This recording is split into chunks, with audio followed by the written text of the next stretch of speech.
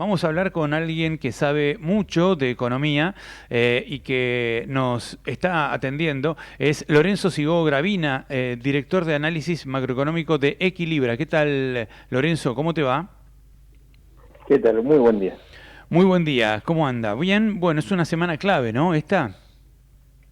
En Argentina todas las semanas son claves, pero Sí, sí, es sí, verdad. en materia, nada, es un poco chiste de economista, ¿no? De la profesión, pero sí, sí, venimos de varias semanas de suba significativa del tipo cambio oficial. Hasta ahora venía con un traslado relativamente muy bajo Ujú. de esa aceleración de tipo cambio en la inflación, en los precios. Y bueno, y esta primera semana de agosto muy importante primero para ver si finalmente, tras la revisión del acuerdo con el Fondo Monetario y los 2.000 millones de dólares que estarían entrando el día de hoy, se consigue cierta calma en el mercado cambiario, y después obviamente ver el impacto de la escalada de las últimas te diría 3 semanas de julio, que en los precios, ¿no? Porque ya la aceleración de las últimas 2 semanas fue bastante significativa, con lo cual pensar que ya no va a haber nada de impacto en los precios no es algo tan probable, ¿no? Bueno, Así que hay que estar atentos ya a algunos este tema. están mencionando que en algunas góndolas hay En algunos, precios, hay precios remarcados, justamente por esta suba de la semana pasada. ¿Vos ves que sí, así es. la suba de la semana pasada puede continuar o este es un techo que tocó el dólar? Estamos a 1.380 aproximadamente, el dólar oficial, y el blue quedó en 1.320. ¿Estamos en un techo o todavía tiene un camino por recorrer? A ver, hay una realidad, que es que hay un techo de la banda de flotación, que hoy está alrededor de 1.450 pesos por dólar, en el cual el gobierno tiene permitido de alguna manera usar las reservas o vender las reservas, los fondos que le dio el FMI para estabilizar el mercado cambiario. Y la Ujú. verdad que cuando uno ve, cuando entre estos 2.000 millones ya van a ser 14.000 millones de dólares. Entonces digo, bueno, ahí hay claramente divisas para contenerlo en el techo de la banda. Entonces, a medida que te acercás al techo de la banda, es cada vez menos probable que el tipo de cambio siga subiendo, ¿no? Y eso es un poco lo que creo que va a suceder esta semana. Ahora bien, obviamente, si el mercado está con mucha desconfianza, a veces puede ser, por ejemplo, ante las elecciones, etcétera, puede llegar al techo de la banda. No es que es imposible que llegue al techo de Ujú. la banda, pero no es lo más probable. De hecho, en la medida que uno crea que el techo de la banda lo va a poder defender el Banco Central, no te conviene comprar divisas cuando estás cerca. Cuando estás en el piso de la banda, sí, pues tenés mucho para subir. Ahora, en Ujú. cambio, cuando ya estás cerca, pero bueno, también es cierto que esa percepción de que el techo de la banda se va a defender, quizás para después de las elecciones, uno dice, bueno, después el gobierno va a hacer otra cosa después de las elecciones, como suele suceder, Ujú. hay cambios de política económica, se hacen después de las elecciones, entonces también uno puede decir, bueno, por las dudas compro igual porque todavía no llega al techo, y bueno, y eventualmente este techo puede ser un techo que se modifique después de las elecciones. Pero El- sí, yo creo que esta semana debería, digo, dado que estamos ya tan cerca del techo, debería empezar por lo menos a moderarse o estabilizarse un poco el tipo de cambio. Y ahí viene la otra pregunta, porque por un lado está la posibilidad de que suba, que vos decís que ves que ya no hay tanto margen, ¿no? Y que se va a empezar a moderar.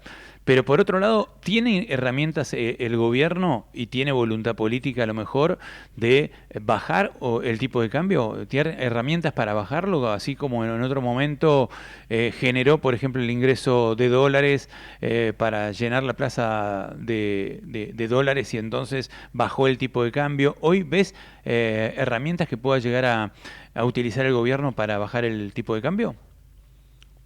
Mirá, las que tiene, que no son demasiadas, porque la más fuerte siempre es vender divisas, ¿no? Intervenir directamente en el Claro. mercado. Ujú. Esa no la tiene disponible, obviamente, hasta que llegue al techo la cotización, ahí sí. Y después las dos herramientas que tiene es la venta de futuros y la suba de tasa de interés. La suba de tasa de interés tiene efectos muy nocivos, ¿no? Para la economía.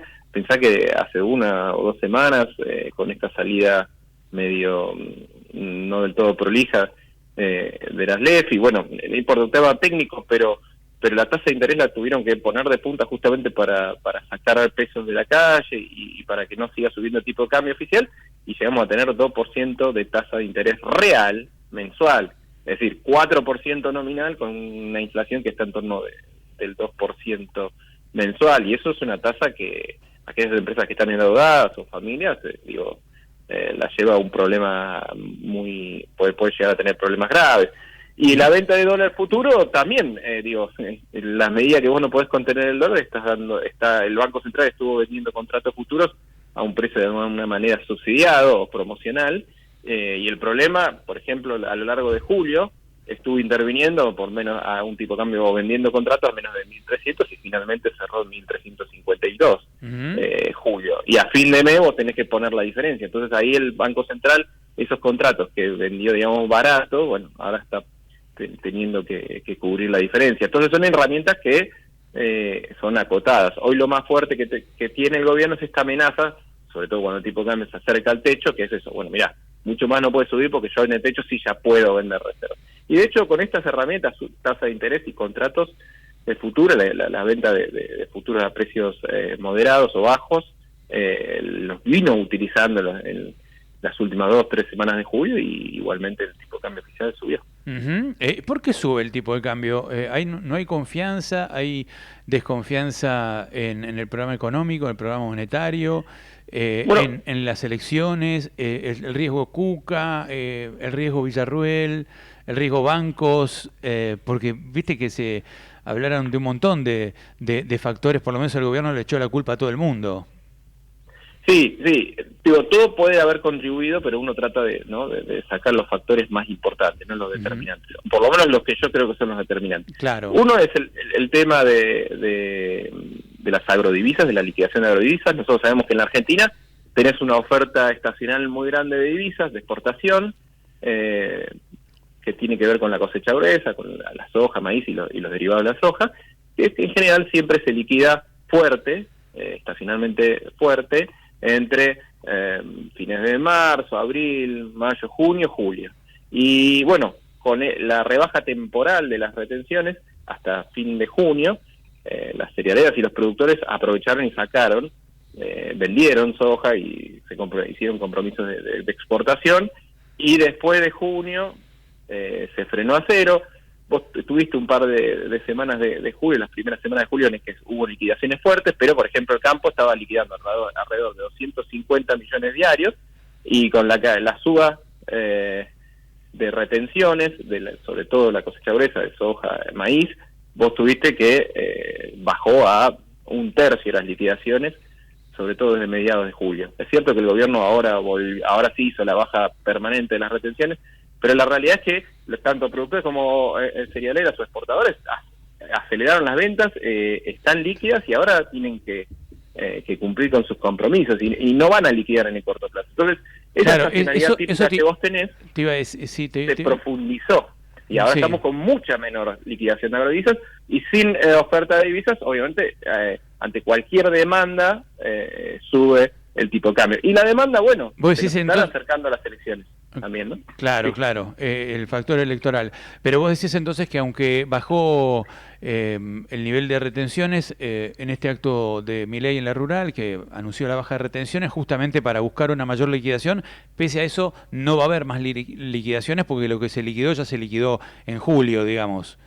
No, claro, es que en no junio ves. y julio el efecto de esta baja que era transitoria, de bueno, me aprovecho y lo hago antes de que vuelvan a subir las retenciones. Claro, exacto. Entonces se anticiparon, y si vos, por ejemplo, si vos tenés 100 de cosecha, y vos para julio, no sé, vendías un 80, y de repente vos decís, no, se me va el beneficio, entonces yo vendo 100. Bueno, listo, ya vendiste 100. Entonces, por más que la baja de retenciones es positiva, porque sobre todo mejora las perspectivas de mediano plazo, de la próxima cosecha de soja, de la cosecha fina, etcétera, y eso es importante destacarlo. En el corto plazo, si vos ya vendiste tu mercadería, la anticipaste justamente pensando que va a volver a subir las retenciones, ya la vendiste y no tenés más que vender. Y eso es un poco la dificultad, o por lo menos los productores están mucho más líquidos porque aceleraron la venta de soja.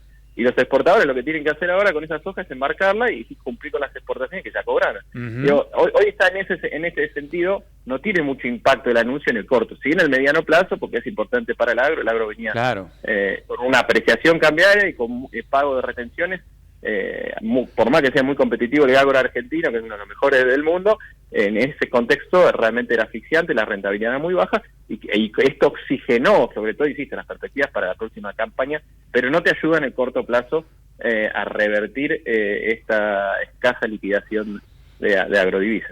Lorenzo, el otro punto es la actividad económica, ¿no? Que estamos viendo que hay muchas señales de una retracción en la actividad económica, pocas ventas, poco consumo, se muestran en las redes, hay videos de supermercados vacíos, pocas ventas, los comerciantes se quejan,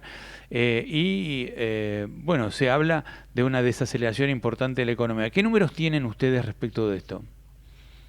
No, el nivel de actividad para el segundo semestre, nosotros, y obviamente también el consumo, lo vemos más débil que lo que fue el primer.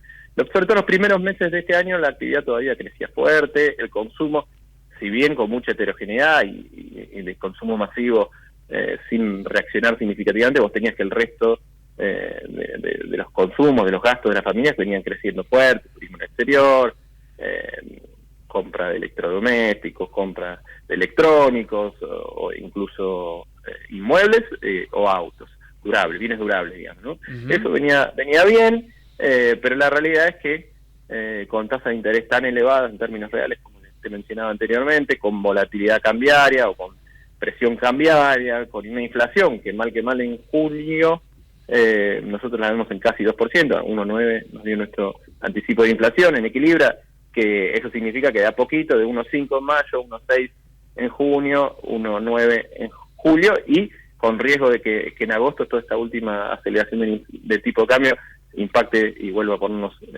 con 2% de inflación. Uh-huh. El salario no está creciendo alrededor del 2%, está un poquito más abajo todos los meses, entonces si el salario real cae o no crece, también eso te impacta en las ventas, en el consumo de las familias.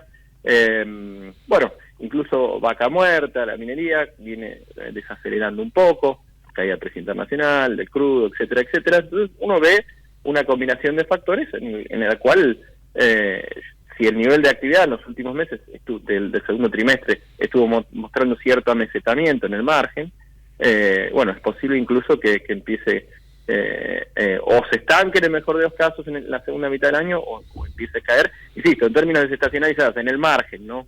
Todavía la comparación interanual con el año pasado probablemente sea positiva, pero vamos a empezar a ver que de a poco el nivel de actividad y consumo se frenan o incluso empiezan una leve caída. Claro, y esto tiene que ver con que ya la semana pasada el gobierno anunció que hay 13.000 pymes menos, ¿no?, en la Argentina, y el otro día Martín Rapalini, titular de la UIA, dijo que se pierden unos 1.200, 1.400 puestos de trabajo por día, y según números del Banco Central, de diciembre a esta hora, hay 121.000 cuentas sueldos menos, ¿no? ¿Esto vos ves una pérdida de empleo, pérdida de empresas también? Yo veo una pérdida de empleo de calidad, el empleo asalariado. Después hay mucho empleo que nosotros hablamos, hay creación de puestos de trabajo, por ejemplo, todo lo que es alrededor de las apps, ¿no? Claro. Se destruyen puestos de calidad en la industria, en la construcción, y se generan otros puestos de trabajo. Pero bueno, no son las mismas condiciones, no es la misma calidad. Probablemente para tener el mismo sueldo que se tenía antes tenías que, por ejemplo, si eras un asalariado formal, ahora podés tener ese mismo sueldo, pero tenés que trabajar los fines de semana. Bueno, digo, claro. hay digo, el empleo de calidad está cayendo o no está creciendo en la Argentina y se generan nuevos puestos de trabajo, entonces no es tanto un problema de desempleo, sino más de calidad de empleo, pero hay un problema ahí, sobre todo porque los sectores que tradicionalmente generan puestos de trabajo de calidad son los que más afectados están, la construcción, la industria, por ejemplo, y vos tenés algunos sectores de estrella como minería o energía que pagan muy buenos sueldos, etcétera, etcétera, pero no son sectores grandes, o incluso el campo, no son sectores que generan muchos puestos de trabajo, y además en general no los hacen cerca de los grandes centros urbanos. Los grandes centros urbanos, para que no aumente el desempleo o que no aumente la pobreza, vos necesitas empleo de calidad, y en sectores como la industria, la construcción son claves, el comercio son claves, y bueno, quizás ahí dentro de esta heterogeneidad son sectores, no digo perdedores, pero que no la están pasando muy bien. Lorenzo, muchas gracias por atendernos, Un placer, hasta luego. Igualmente. Lorenzo Sigogravina, director de análisis macroeconómico de Equilibra.